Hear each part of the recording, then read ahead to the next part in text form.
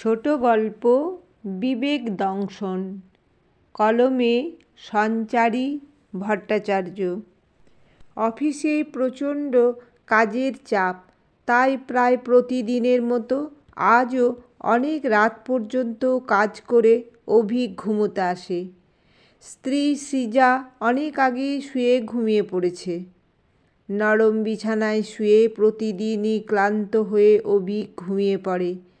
কিন্তু আজ তো পরিশ্রমের পরেও কোনো এক অজ্ঞাত কারণে কিছুতেই ঘুম এলো না তার। একটা বড় প্রাইভেট অফিসে খুব উঁচু পোস্টে কাজ করে অভীক। তার কর্মদক্ষতা দিয়ে বসের মন সে জয় করেছে। সামনেই একটা বড় প্রমোশনের সুযোগ আছে তার, তাই আপ্রাণ পরিশ্রম করে চলেছে। একটা বড় প্রজেক্টের দায়িত্ব তার কাঁধে, তাই হয়তো টেনশনের জন্য ঘুম আসছে না। বাধ্য হয়ে সে ঘুমের ওষুধ খেয়ে ঘুমানোর চেষ্টা করতে থাকে। কিছুক্ষণ এপাশ ওপাশ করতে করতে অভীক ঘুমিয়ে পড়ে। ঘুমের মধ্যে অভীক স্বপ্ন দেখে যে মা তার মাথায় হাত বুলিয়ে দিচ্ছে। ঝপ করে ঘুমটা ভেঙে গেল অভীকের। ধরফর করে উঠে বসে সে। ভোর 4টে বাজে, আর ঘুম এলো না। তাই বিছানায় শুয়ে শুয়ে অনেক কিছু ভাবতে থাকে। প্রায় 2 বছর হয়ে গিয়েছে মা একদম বিছানাতেই শয্যাশায়ী। অফিসের কাজে খুব ব্যস্ত, তাই মায়ের দেখাশোনার জন্য 24 ঘন্টা আয়া রেখে দিয়েছে। এছাড়াও প্রতি সপ্তাহে অভীকের ডাক্তার বন্ধু সৌম এসে অভীকের মাকে দেখে যায়। বলতে গেলে মাকে এতটুকু অযত্নে রাখেনি সে। অভীকের স্ত্রী খুব বড়লোকের মেয়ে। তাছাড়া সৃজা একটি ইংলিশ মিডিয়াম স্কুলে পড়ায়। তাদের একটি মাত্র ছেলে, তাকে একটা হোস্টেলে রেখে মানুষ করছে। অভীক ছোট থেকেই খুব উচ্চাকাঙ্ক্ষী। সে তার স্বপ্নকে বাস্তবায়িত করার জন্য সব সময় সচেষ্ট থাকে। ছোট থেকে লেখাপড়ায় খুব ভালো অভীক। প্রতি বছর ক্লাসে প্রথম হতো। বাড়ির সকলের কাছে খুবই আদরের। অভীকের কাকার ছেলে রাজু কিন্তু অভীকের মতো অত ভালো লেখাপড়ায় ছিল না। ছোটবেলায় যখন 2 ভাইয়ের মধ্যে তুলনা করত বাড়ির বড়রা, তখন মুখে কিছু না বললেও মনে মনে অভীক খুব গর্ববোধ করত। পরবর্তী সময়ে অভীক একটা মোটা মাইনের চাকরি পায়, আর রাজু ছোট একটি মুদিখানার দোকান করে সংসার চালায়। রাজুর বউ অতি সাধারণ একটি মেয়ে, কিন্তু ভারী ভালো মেয়ে। ভালো চাকরি করায় অভীক আর যৌথ পরিবারে থাকতে চাইল না, তাই নিজেদের বাড়ির কাছে একটা ভালো বাড়ি কিনে চলে আসে তার বাবার মৃত্যুর পরে। মা যদিও শ্বশুরের ভিটে ছেড়ে আসতে চাননি, তবুও ছেলের কথা রাখতে তাকে চলে আসতে হলো। নিজের ইচ্ছেকে বিসর্জন দিয়ে সৃজাকে অভীক নিজের পছন্দ করে বিয়ে করেছিল। বড়লোকের একমাত্র মেয়ে, সে কোনোদিন রান্নাঘরে পা দেয়নি। অভীকের মা যতদিন পেরেছেন ততদিন রান্না করেছেন, কিন্তু যখন মায়ের হার্টের অসুখ দেখা দিল, তখন থেকেই রান্নার জন্যে লোক রেখে দিল অভীক। একটু ঠিক হবার পর বহুবার রান্না করতে চেয়েছিলেন মিনতি দেবী, অর্থাৎ অভীকের মা, কিন্তু ছেলের নির্দেশে তিনি রান্নাঘরে পা রাখতে পারেননি। মা ছেলের একটা সুন্দর সম্পর্কের মধ্যে হঠাৎই দূরত্ব তৈরি হলো। যেদিন অভীক প্রমোশন পেয়ে আরও উঁচু পোস্টটা পেল, অনেক টাকা মাইনের সঙ্গে অনেক কাজের চাপ। অফিসের কাজের চাপে অভীক ভুলে গেল তার মায়ের সঙ্গে তার পারিপার্শ্বিক জগৎকে। সৃজাকে সময় দিতে না পারার জন্যে স্ত্রীর সঙ্গে প্রথমে অশান্তি হলেও সৃজা তার একটা জগৎ তৈরি করে নিয়েছে। স্কুল ও বন্ধুদের নিয়ে সে সময় কাটায়। কিন্তু মিনতি দেবী, ছেলের কখন বাড়িতে ফিরবে সেই দিকে তাকিয়ে বসে থাকেন। ছেলের ঘর উপরে, মিনতি দেবী নিচের ঘরে থাকেন। এত কাজের প্রেশারের জন্যে মায়ের সঙ্গে ঠিকঠাকভাবে আর দেখা করার কোনো সুযোগই হচ্ছে না অভীকের। অফিসের কাজ করে যখন অভীক বাড়িতে ফেরে, তখন এতটাই ক্লান্ত হয়ে পড়ে যে তার কোনো কথা বলতেও আর ভালো লাগে না। একটু রেস্ট নিয়ে আবার অফিসের কাজ নিয়ে বসতে হয়। রাজু কিন্তু প্রায় আসে মিনতি দেবীর কাছে, প্রায় নিয়ম করেই জ্যাঠাইমার খোঁজ খবর নিয়ে যায়। আগে পুরনো বাড়িতে মিনতি দেবী মাঝে মধ্যে যেতেন। যবে থেকে তার হার্টের অসুখ ধরা পড়ল, তিনি মাঝে মাঝেই অজ্ঞান হয়ে যেতেন। সেই কারণেই তিনি কোথাও আর বেরোতেন না, ফোন করেই সব খোঁজ খবর নিতেন। জায়ের সঙ্গে অনেক সুখ দুঃখের কথা বলতেন। রাজু আবার মাঝে মধ্যেই জ্যাঠাইমার পছন্দের খাবার স্ত্রীকে দিয়ে বানিয়ে নিয়ে এসে দিত। অভিক একটা ভালো চাকরির ব্যবস্থা রাজুর জন্য করে দেবে বলেছিল।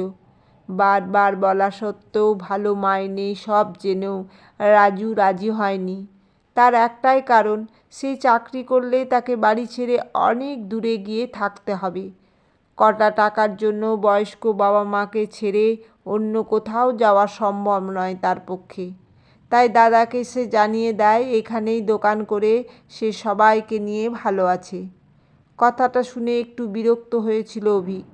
ছোট ভাইকে বুঝিয়ে বলে, এই চাকরিটা করলে ভালোভাবে বাঁচতে পারবি, কারণ জগতে বাঁচতে গেলে টাকার খুব দরকার। সামান্য এই দোকানে থেকে যা আয় হয় তাতে মোটামুটিভাবে চলা যায়, কিন্তু ভালোভাবে চলা যায় না। এত বোঝানোর পরেও রাজু চাকরিটা কিন্তু করল না। অভিক অত্যন্ত বিরক্ত হয়ে মনে মনে বলে, চিরকালই পেছনের সারির ছেলে হয়ে জীবনটা কাটালো রাজু।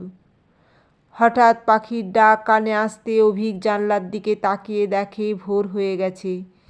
বিছানা ছেড়ে বারান্দায় বেরিয়ে এসে অভিক ভোরের মনোরম পরিবেশটাকে উপভোগ করতে করতে ভাবে, কাজের চাপে সেই সুন্দর ভোরটাকে সে অনেক দিন চোখেই দেখেনি। শুধু একটা যন্ত্র মানবের মতো সময়ের সঙ্গে তাল মিলিয়ে চলেছে। কিন্তু আজ কেন তার এই সব পুরনো দিনের কথা মনে পড়ছে? কাজের চিন্তা ছাড়া তো আর কোনো চিন্তা ভাবনা মাথায় আসে না তার। তাহলে আজ? হঠাৎ ফোনটা বেজে ওঠে অভিকের। এত সকালে কে ফোন করলো? একটা দুশ্চিন্তা তাকে গ্রাস করলো।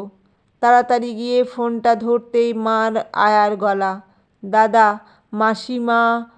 আর কিছু শোনার ধৈর্য ছিল না অভিকের। দৌড়ে নিচে নেমে এসে দেখে মা বিছানায় ঘুমোচ্ছে, কিন্তু নিঃশব্দে। নিঃশ্বাসটুকুও আর পড়ছে না। কাঁপতে কাঁপতে চেয়ারে বসে পড়ে অভিক। মুখে কিছু আর বলতে পারল না। এদিকে ফোনের আওয়াজ শুনতে পেয়ে সৃজারও ঘুম ভেঙে যায়। সেও কিছু একটা আন্দাজ করে তাড়াতাড়ি নিচে নেমে আসে। এই দৃশ্য দেখে তারও খুব কষ্ট হয়, কিন্তু সে খুব বাস্তববাদী মেয়ে। তাই ফোনে ডাক্তার সোমকে খবর দিয়ে বাড়িতে নিয়ে আসে।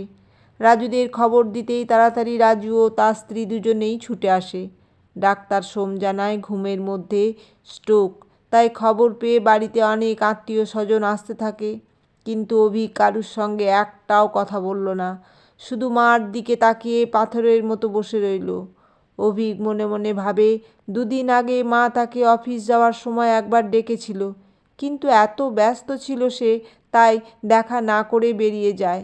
কাজের চাপে আর খেয়াল হয়নি, তাই মায়ের শেষ কথাটা আর শোনা হলো না অভিকের।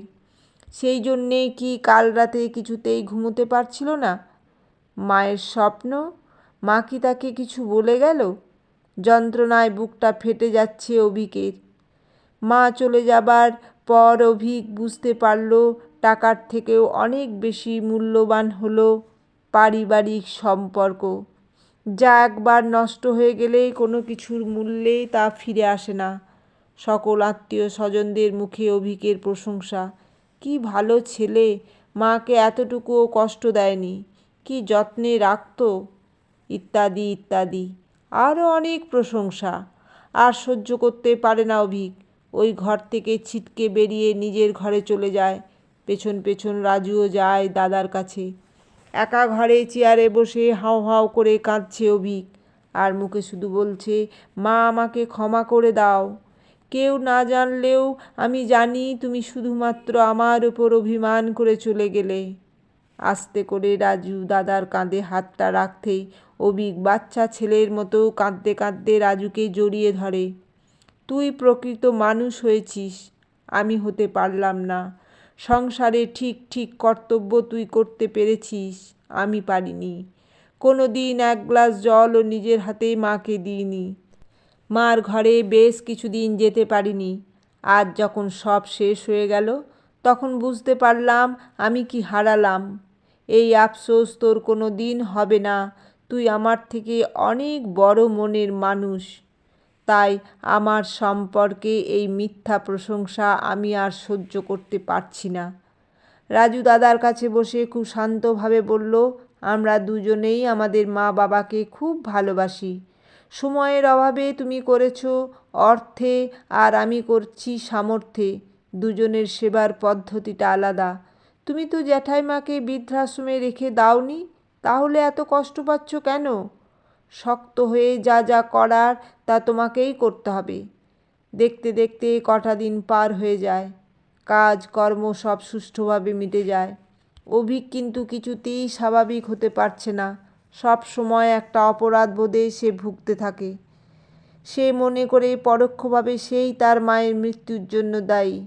তার অবজ্ঞার কারণেই মা একটু একটু করে মনে কষ্ট পেয়ে শেষ হয়ে গিয়েছে। মায়ের শেষ কথাটা না শোনার জন্য সে নিজেকে নিজেই কোনোদিন ক্ষমা করতে পারেনি। প্রতিদিন ভোরবেলায় উঠে অভিক মায়ের ঘরে যায়। মায়ের ফটোর সামনে দাঁড়িয়ে জোড়হাতে ক্ষমা চায়।